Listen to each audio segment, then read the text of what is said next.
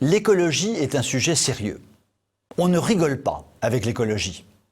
J'en veux pour preuve que l'on confie le sujet à des personnalités de renom, à des pointures, à des gens capables, intelligents, bien formés.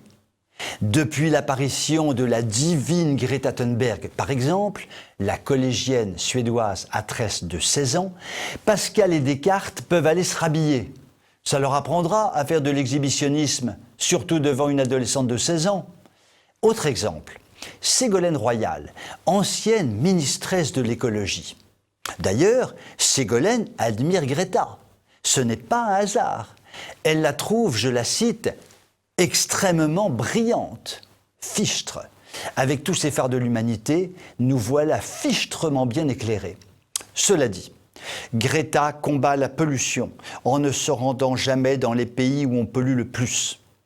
Elle a sûrement raison, puisqu'elle est divine.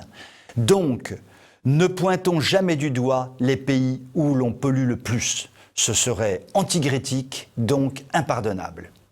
De son côté, Ségolène lutte contre la fonte des glaces au sein du Conseil de l'Arctique. C'est vraiment très beau, ce combat fondamental qu'elle mène au sein du Conseil de l'Arctique. Il y a simplement un tout petit problème, c'est qu'elle ne met jamais les pieds au sein du Conseil de l'Arctique.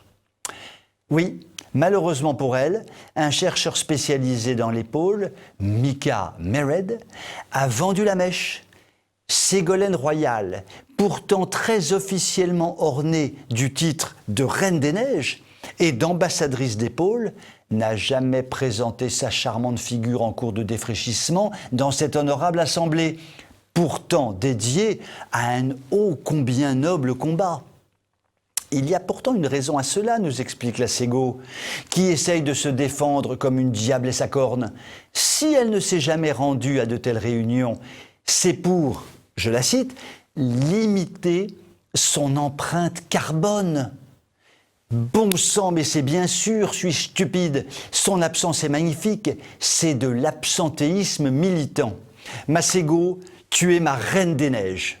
Finalement, c'est un peu comme Greta, qui se rend aux États-Unis en bateau à voile, fabriqué exclusivement avec des matières dérivées de produits pétroliers, et affrète un gros navire bien polluant pour ramener le voilier à sa case départ. Ma Greta, tu es ma reine des mers. Finalement, l'important dans tout ça, c'est de dire les bonnes choses au bon moment et de garder intacte sa pureté d'intention, toujours blanche comme neige.